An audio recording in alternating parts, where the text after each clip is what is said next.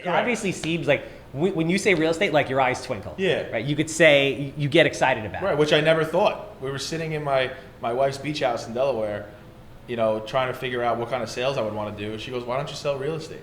I'm like, "I don't know anything about real estate. I'm watching $1 Million Listing thinking that it's all, it's all sexy when it could be, but it's not." So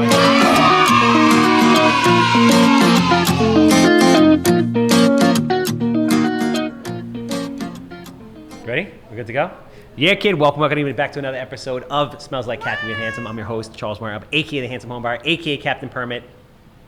No more El Judío Maravilloso, so that's it. We're done.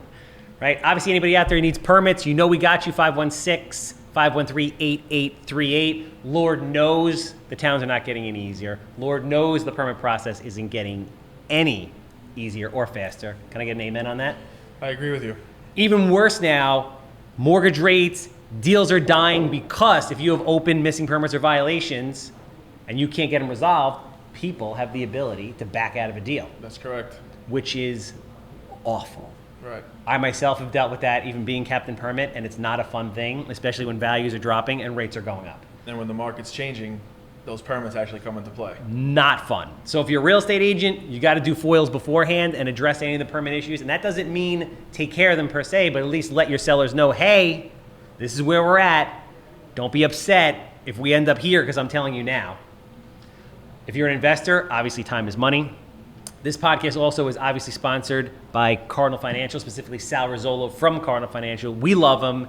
He's the man, and everybody, realtor, investor, should be having somebody screen their buyers' deals, because another thing you don't want to happen is be under contract for 30, 60, 90 days, then have the deal fall apart, especially in a market that's not on the way up. Cardinal's great. Love them. I'm glad you guys are partnered with them too. So, bro, it's great to have you here. Thank you. Mazel tov, by the way, top 20 under 40. Thank you. We're cranking out all the top 20 under 40 people, and I got to tell you, I do this every year. This is, without question, I've only done 2 so far. You're the 3rd today. We're ripping out 5. This is by far and away the most impressive class of people. Now, coincidentally, I heard that this was the most difficult year, the most competitive year. There was like 160-something applications. Wow. GCIs were as high as they've ever been. And whether that's true or not, and I'm just talking out of my ass, you guys are on another level. And I mean, I've done this with dozens and dozens. We've done over 150 of these things. I've met hundreds of agents. So far, it is very apparent why you guys are in the top 0.01% of all agents. Right. And you hear, with the market the way it was, anybody could sell a house, but there's a reason why myself and the 19 other people from this year have done that amount of business. Yeah, and again, like GCI is well into the 6 figures. It was a very competitive year, so that's good. Mm-hmm. So everybody, obviously, there's 30,000 realtors on Long Island. People look at, how old are you? Oh, you're 30 years old. Yep. So great age. I always say life begins at 30. It only gets better, my opinion. It's 20s quick. didn't. It does move quick, but at the same time, I feel like, so I'm 42. I feel like time moves fast, but I feel like we do a lot of things, so I don't feel like time is just wasting and nothing's happening. I feel there's a lot of action. We live in New York, man. Everything is fast paced. This is true. So you, a little bit of background. You've been an agent for how long? Today was actually my 2-year anniversary since I got my license. Wow, even more impressive. Yep. So top 20 into 40 in basically a 1.5-year time span. Right. So you had 6 months to kind of get up to speed of like, all right, correct. Let me figure out like how this real estate thing works. Yep. And then you ran with it in the year in the top 20 under 40. Mm-hmm. How the hell did you do that? I had a great mentor when I first started. Prior to real estate, I always worked for big companies, like some of the top accounting firms in the world. Okay. And you're an accountant by trade? Yeah. No shit. I got my master's in accounting from Malloy. CPA? Not a CPA. Okay. My wife's a CPA. I never did it. I was always a sales guy. Yeah, I don't see you being I was an always accountant. a sales guy. But I took the smart approach when going to college and coming out. Okay. Everything was good. No regrets. I met my wife. Good professional background, which I think has really helped me to get to where I am now. No, smart. So I had I started off at a mom and pop shop in Wantagh. Okay. I had a great experience with them. Nice. No bad blood over grew up there. I loved working with them. Mm-hmm. Got approached by Signature and realized, that the big name could actually help me a lot. And it has. Nice. My clients are even happy about it. Nice. But, coming from somebody that was working 40-plus hour weeks, now I go to the office for a couple hours a day, and I'm super productive. So, you know, I Interesting. take my job super seriously. You know, I'm very professional. You know, you read my reviews, talk to my past clients. That's all I'm about. You know, I love the marketing. I love that you guys do all this stuff, and I'm trying to get my feet wet with it. But, you know, people know that, like, I'm all business, but I get the job done. Nice. So what do you, and this is not a, I am broker neutral, but it does seem like Signature really does a lot for their people. Yeah. Like they have a lot of resources, they have a lot of training. There's been some very good teams that I've seen come out of there. Like they do a very, very good job. I mean, it's fun. It's like cliche, but like I think we truly are built different. You know, I think there's a reason why you know, when I first started with the small brokerage, and every time I did a deal with a bigger brokerage, they said, you know, why don't you come work for us? But I was loyal, and I was there for a year and a half, and I really had no intentions of leaving. And then I did a deal with a Signature agent, and it was multiple times I was coming across these people, and I could just tell they were different. Yeah. So, you know, when I sat with Pete Morris and, you know, kind of went over everything, I just knew it was the right fit. So I'm interested because accounting and real estate, not the same. Nope. Like not the same. So I'm curious to know, you know, what was going on. Before this, I owned a Mako Body Shop franchise. Okay. I did that for 10 years. And it was an interesting experience, but I didn't love it. Like I knew that, you know, and for all intents and purposes, it was a good job. It was a good business. I could have lived the rest of my life like that, but it didn't get me fired up every day. This gets me fired up every day. It does. I'm curious to know, like, you know, what made you make that change? Because for all intents and purposes, you had a great job, very steady career, Exactly. very Always be work. prestigious, accountant, attorney, lawyer, Right. Every Jewish mother's dream for their kid, right? Right. So coming from an Italian family, it was a little different. Well, I'm going to say we're the same, but then somebody was on here like 2 months ago, and she was like, you notice how the Italians never say they're like the Jews? It's just the Jews that want to be like the Italians. And I'm like, fuck. Promotion side, man. It was like half and half. I'm like, she's right. You guys have more synagogues per like square foot over there than anywhere. Yeah, but, you know, so before college, I was always in sales. Okay. You know, Where'd you go to school? Misericordia University, small school in Pennsylvania. Okay. Played lacrosse there, then did Nice. Malloy for my master's. But when I was in accounting, it was really audit, so it was still client service. Bro, you must have been a man on the lacrosse field. You are like big guy. Yeah, you are a menacing, and you could move. Right, I could for my size. What position did you play? I played midfield, Shit. like 40 pounds ago. Still, but Yeah, like it's big, yeah. I can't imagine you running at me like a freight train. Fuck. Yeah, but yeah, so it was still client service, and I think that's what kind of puts me ahead of a lot of these people that don't have that experience is the actual communication. You know, because real estate or auditing, which is obviously two separate industries, it's still client service. Like we are here to service clients, sellers, buyers, investors, you know, like yourself. So I think that really, you know, kind of molded me into the type of agent that I am. I mean, there's so many of us. So I'm going to dare to say that you're a numbers guy. Is that an accurate statement? Correct. So do you use your accounting background, you know, in real estate when it comes to like when you're going to real estate listing appointments?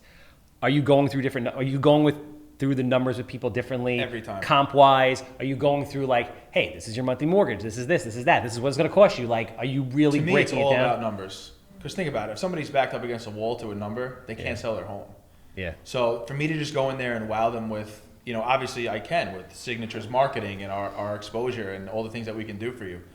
The numbers have to work. Yeah. So I like to lay that all on the line. I had a listing appointment this morning. We went all over the numbers. Good for you. And they worked. You're active, man. Yeah. Like you are really active. Yeah. So how the hell are you so active in such a short period of time? You know what? So I mean, I have a big network. Okay. You know, friends, have a huge family. You know, all the guys I worked in the city with. Are a lot of them moving out here from the boroughs? So a lot of them were either from Long Island and I have, you know, I know a lot of attorneys and CPAs. Everybody knows a lot of people. So that's helped me, you know, having that big network. Yeah. And, you know, I know I need to grind and I still hit the phones and I still, you know, do all that stuff. Do you cold call? I do, but for warm leads, because I know technically we're not allowed to call, but I do like the for sale by owners and the expireds. But I just grind, man. And I just feel like I used to work so many hours. Accountants get about tax time, like, bro, you guys get that. So to cut those hours in half. You're like, this is cake. So like I love going to the office. You know, because I get my work done. Like I have my screen, so like I look like an accountant when I'm sitting in the office. But I'm really, you know, I'm running real estate numbers, you know, going through all my leads, all my prospects. But, you know, I want to build a referral base. I'm now I'm 2 years in, I'm actually getting a lot of referrals. Nice. Like this morning, my listing appointment was from a referral from one of my mortgage brokers. That's a big deal, man. That's a lot of business in a very short period of time. Yeah. So talk about, because I think this is really one of the things that people can learn from you. Talk about your listing appointment, your listing presentations, and how you lay out the numbers and how that works. So I think, there's a lot of fluff that you can put to a seller. And I think you have to know your seller. Mm-hmm. Like if you get a call from your uncle, hey, I need to sell my house, that could be a 10-minute listing appointment. Yeah. But you get somebody that called you from a referral, they don't know you from a hole in the wall. I prep. I do a lot of prep before I go on a listing appointment. If I know the area, obviously I'm a lot more confident. Mm-hmm. But if I don't know the area, I make some phone calls. I look at the comps. I really look into all these houses in these areas to make sure that I'm correct with my pricing. Yeah. But like I said, I always go with the numbers. Smart. It's all about the numbers. No, because it's tough. Like what a lot of people don't realize is like Long Island is very pockety. Yes. Right. So school district is really a big thing. It kind of trumps all. But then within certain towns, like there are little pockets Yes. where it's like, hey, train track here or road there or whatever. Like you don't know. No. And if you're not in the area that you're comfortable with, that you're normally doing business in, it's sometimes gonna be tough. Mm-hmm. So no, that's smart. And I feel like a lot of agents don't do that. A lot of agents don't prep beforehand. Right. They just run and go. Yeah, and everyone, I love the marketing. It is a huge piece of it, and I'm thankful to my marketing team at Signature for preparing all my social media and whatnot for me to use. So talk about like on the marketing side, right? Obviously you have the network, but you can have the network but not be top of mind. What are you doing out there that you feel is unique and different, or just what's effective to keep you top of mind for people? Every time I come across somebody, I try to get them talking about real estate. Yeah, smart. Every person you talk to, they live somewhere, whether they're renting or buying or living with their parents. You never know. Yeah. And I'm not like I. It sounds like I live, breathe real estate. Like I am a human too. Like my wife and I. Not a real estate robot. We have a great time. Like I love hanging out with friends and family. But it's always a topic. Everyone's always, and now that people know I'm in real estate, it's like, oh, what's the market like? Where are the rates at? It's just simple things like that. So, you try to, you never know who can be a lead. No, it makes sense. The more people that like you, that you connect with, Eric Ramsey was on, he was like, bro, we're in the business of making friends. I go out there every day. All I want to do is make friends. Exactly. And he has this very cool, laid back attitude, and everybody Right. loves him, you can tell. And he's just like, yeah, and he's Mr. Bayshore, and everybody knows him. And it's like, bro, I need to sell the house. Got to call Eric Ramsey. He's the guy. I'm actually getting a listing in Bayshore today. There you go. There you go. But yeah, and I try not to be the guy to bring it up. If I hear it, maybe I'll chime in, but I don't want to be like that annoying guy. Like, oh, you're looking to buy or sell? Like, dude, we're in the middle of a party. It's like, if somebody brings it up, then I'll jump right in. Yeah. But I don't want to be, over the top. Like I said, I try to be humble and. But you're not salesy. You're passionate about it. It obviously seems like when you say real estate, like your eyes twinkle. Yeah. Right. You could say you get excited about it. Right, which I never thought. We were sitting in my wife's beach house in Delaware, trying to figure out what kind of sales I would want to do. She goes, "Why don't you sell real estate?" Yeah. I'm like, I don't know anything about real estate. I'm watching $1 Million Listing, thinking that it's all, it's all sexy when it could be, but it's not. So I thank my wife for putting me on and just running with it. So what ultimately made you leave accounting? COVID. Yeah. My biggest client tanked. Wow. And I got laid off. No shit. Yeah. I mean, I got right away. Who's looking for jobs? Like you could find something, but I knew that it was kind of a blessing in disguise for me. I had been looking for jobs for a while, but it was hard to walk away from the steady, secure money. I got to tell you, man, I mean, although we don't enjoy going through this, the really like strenuous situations in life always end up yielding some kind of like a great Everything happens for outcome. a reason. Yeah. You sell it more eloquently than I did. But it's true, regardless of how horrible it is. If you're the type of person that embraces it and you go through it and maybe it's stressful, on the other end, it's something definitely amazing. stressful. I'd be lying if I wasn't stressed out. But you have to be able to get through it. That's like, I think that's just the nature of what we do also. It's just like constant madness. Correct. All the time. The highs and lows in this business is what you need to be able to control, or else it will crush you. Without a doubt. It is literally an emotional roller coaster, Yes. which like I kind of like. I think I might be like addicted to that kind of like thing. I don't know how healthy that is. But so you came into the business, you got licensed. Did the rocket ship of post-COVID already take off? It was pretty busy when I started. Okay. But I don't think it really was as crazy or competitive as I had seen it go in 2021. Yeah, because again, short period of time, very impressive what you've done, right? But at the same time, so you've come into the what's the honeymoon stage of real estate. Like it was just, bro, I mean, I haven't been in real estate that long. I've been in real estate 6 years. That was madness. It was. Like I was just relisting shit houses, and people were like, I'll take it. Like, wow. And then now here we are in a very different, in a very different situation, a very different market. So like, how are you adjusting? What are you seeing out there? So, this was always a kind of a fear when I started because, obviously the money's rolling in, the listings, the buyers, the interest rates are super low. So I kind of was, you're on cloud nine and it's like, it's all just coming. Yeah. I've always asked every time I talk to somebody new, like, what's it like when it's not like this? Like, what are you doing when it's not like this? I don't think most people can answer that question for you unless you go OG. Right. Because it's been 12 years. Right. I mean, when I worked at my first company, they were both people 30 years plus. So they'll tell you. Yeah. And he would always say, you better be hitting the phones. You better be prospecting because when this ends, you're not going to have any business. Yeah. So I think, sometimes I do get like caught up in like the current business, which is good. I mean, if my phone's ringing, that means I'm busy. Yeah. But you have to go back to basics. You have to do those things to build future business.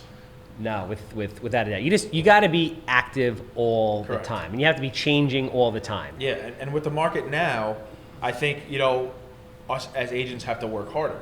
You don't just list on Monday and you're sold by Wednesday. Yeah, and it was never like that. No. Like people got spoiled with that. I was like even when I had bring an off-market deal in, we list it. My dad would list it for me, and like the next day I'm like, yo, Dad, we have offers on this thing. Like, is this thing gone already? Right. He's like, bro, it's been on the freaking market. I'm like, there should have been 15 phone calls in the first hour. Exactly. But that's not reality. It's not sustainable. No. And I think now we have to get back to being like, okay, you know what? A properly priced house should be under contract in 30 days, right? Which was always my original goal. Yep. The thing that's a little like freakish now is it's like, are rates moving? Are they not moving? Are values coming down due to rates? Not like what's going to happen. You don't want it to sit there because you don't know. Right. You don't want 30 days to be like, all right, cool, like I'll be comfortable for 30 days to turn into like 6 months. And you're like, shit, big price reduction. So what are you seeing out there in regards to activity, offer volume, price reduction, all of it? So I mean, what I'm seeing right away is that prices haven't changed overnight, and they still really haven't. Okay. But we've seen rates pretty much change overnight. I mean, they've doubled in 6 months. 3 months, yeah. You could really say that a crash already happened. I mean, it's on a $750,000 house with 20% down. You were at $3,700 last year. Now you're $1,000 more. It's crazy, dude. So that just shows you how it's changed. But in regards to pricing, when you're looking at comps on a listing appointment, all your comps are those highly inflated sales. Yeah. So now it's like you have to be realistic. You could say, look, we're not going to have problems with appraisal probably anymore because all your prices last year were through the roof. But you're seeing now more price drops. Like for example, I was looking at, there was about 100 houses in Massapequa on the market today in Massapequa School District, and you had about 30 price drops. It's not a lot of houses in the market per se, but compared to a year ago, it's a lot of houses. Oceanside had 77 houses. Yeah. Wanto had only 25. Wow. 25 houses. Yeah, Wanto. I grew up in Wanto. Yeah, it's been booming, that town. Wanto is one of those places where like it never changes and everybody wants to live. That's where my office is right now. I feel the same way about Massapequa. I think it's just bigger. It's in that school district, you have Massapequa Park and Massapequa. You do, and you have the village. But yeah, everybody wants to live in the Merrick to Massapequa block. If you want to be in Nassau. Yep. Yeah, it's like, affluent, 45 minutes from the city, good school district, centrally located, beach. It's like never changes. Exactly. It's the same, and everybody wants to be there. Yeah, it makes sense. It's interesting that you say that. So do you think things are going to continue to go down? Do you think things are kind of level? I think the more houses that now close for less, like for people that have to move, then you'll start to see, okay, now our comps, now we're showing the reduction. So like to get a seller to do a price reduction is not easy in any market, probably.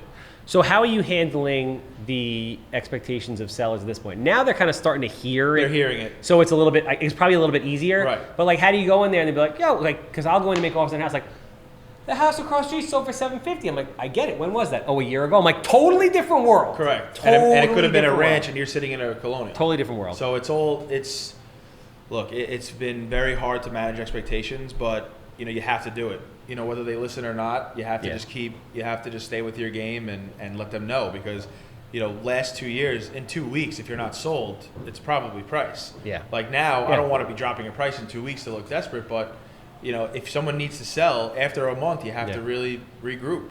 What do you like? What's the rumblings out there? Like, do you have people that do you have buyers saying, I'm going to sit on the sidelines? Do you still have the same people that are looking to buy? Like, what are you seeing on the buyer front? For me, I think I'm blessed to have kind of all of that because I do have a lot of clients that I'm working with. But like I had some like last year that took the sideline when the rates were still low because they're just stressed out. They've been pushed to the edge. No, people were like, it was exhausting to put 30 offers in and over ask and just get hammered. Exactly. But are you hearing, like I'm starting to hear things now that I haven't heard in a long time, which is, are they negotiable?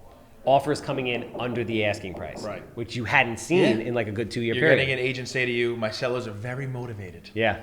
And now I would say to like the agents, loan officers, everybody in the industry, now more than ever, you have to like bond together and everybody has to be friends. Yeah. Because you have some people that are just, they don't want to work together. In a market where things are flying off the shelf, you can be that guy. Exactly. In this market, you can't. Nope. It's all about relationships. Yeah, like I took an offer the other day on a house in Seaford for $20K less because I knew everybody in the transaction. I'm like, this thing's gonna close. Yeah. Where the other people, I was like, I never heard of the loan officer. Didn't want to give info. I was like, I don't care if it's 20 grand more. I'm like, I need to move on. We know this thing's gonna close. Yeah, we need volume. We got to keep it moving. Let's go. Agreed. You have to coach your sellers to take the right offer. How much? And this is like, nobody knows the answer to this, but like, how much do you think prices are actually going to drop? I mean, you've lost $1,000 a month in buying power, pretty much. Like I said, the example of the 750. I guess since my only experience is this really super competitive market, I think we need to have more houses close for less before we can do it. Because when you look at the comps, and like sellers can run comps, like they can figure it out on Zillow. They can go to Zillow. They can figure it out, whether it's right or wrong. They're still seeing those crazy numbers from a year ago. Yes. So you have to be able to, we need those new sales to start closing. It's an adjustment period of like 3 to 6 months to start moving. But I don't see it just yet. No, it's because we're just on like the cusp of it. Right. The thing that's interesting also because I've heard sellers be like, we're going to take a break. And it's like, all right, rates aren't going down. Right. Or if they do, because there's some people that think that there's going to be a slingshot effect and that rates are going to go up, there's going to be a pain period, they're going to drop them in spring, everyone's going to rush back in, and then the world's going to detonate. But through like the worst inflation of all time, which very well could happen. 100%. Dude, it's a shit show. I don't think people actually realize how much of a shit show it is. It's bad. But what I've been trying to tell people is, I'm like, listen, you can always refinance later under this, but if let's say you're buying a house, I actually went through the numbers. I'm like, you're buying a house, 5.5% interest, $600,000, putting 20% down. I'm making up the number, but it's close. It's like your principal and interest is $2,700 a month, right? Now, if you think the market's going to go down, let's say that house drops 10%, which is a lot, right? And that ain't happening overnight. Now you're at 540, 20% down payment, okay, new mortgage amount, 20% at 6.5%. It still costs you more money every month. Yeah. It's more expensive. Yep. So if people think like, oh, I'm going to wait, like it's not really cheaper. Getting worse. And if rates have to go because inflation is out of control and gets worse, they're not coming down anytime soon. So it's not like you could say, oh, screw it, when the rates come back down again because everyone's used to 3%, we can just refi. We can't. I agree. And I think I've seen one of your posts where you're like, this happens like every 10 years. So if you're buying now at 6%, you're in it for the long haul.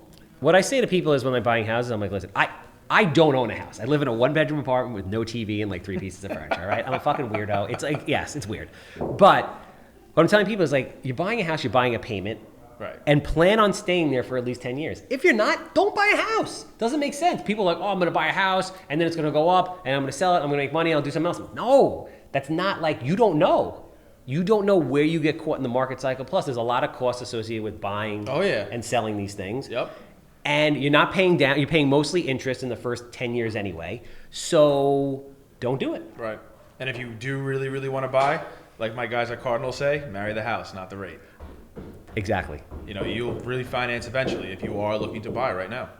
That's the thing. Just as long as you can comfortably afford the payment every single month, you're not overextended, and you love the house, and you could see yourself staying there for 10 years, that's what you do. Yep. Agreed. So final question for you. A lot of agents out there want to be you. Fact. Right? 30,000 agents. How many do you think are under 40? Half? Yeah, probably. Let's say half. Everybody wants to be top 20 under 40. Yeah. You're that guy. It was. How does it feel to be that guy? It felt good. You know, it's something that I had seen just scrolling through Instagram when I first started. And I said, even though, you know, there's really no, I'm not winging any money, I'm not winging, you know, a prize, but it was something that I really wanted to get you know, under my belt as an accolade, you know, to show the hard work that I put it's an in. impressive thing.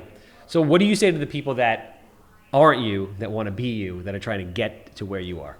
I think my advice would be, you know, if you're doing it full time, you know, you have to take it seriously. You know, you have to put the work in, you have to reach out to your network. You know, you really have to make a name for yourself, you know, and shadow somebody that has done a lot of business like myself or one of the other, you know, 19 recipients that are doing a lot of work like this. And, you know, really, you know, you have to grind. It's not an easy business. Follow-up question. How important is the right brokerage, and what questions you should ask, or how do you go about interviewing a broker to make sure you're with the right one?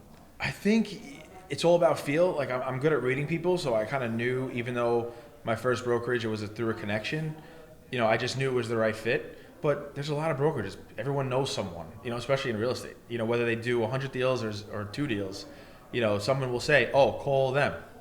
You know, have a conversation with them first. You know, usually people are going to resort to, you know, a connection first, you know, some sort of connection to get in. But I think picking the right brokerage means a lot. You know, some agents are strictly going after commission. There's a lot more to that. The commission will come. No, absolutely. Well said. Yo, appreciate you. Congratulations again on all your Appreciate success. it. Thanks for having me. If people are looking to buy, sell, how do they get in touch with you? How do they find you on social media? How do they get in hold of you? They call me 516-924-3677 or find me on Facebook or Instagram at Nick Santillo. There you go. Coast to coast, Nassau, Suffolk County. Obviously, I'm Charles, the handsome home buyer. Cat P, house, filled with garbage. You know I want it.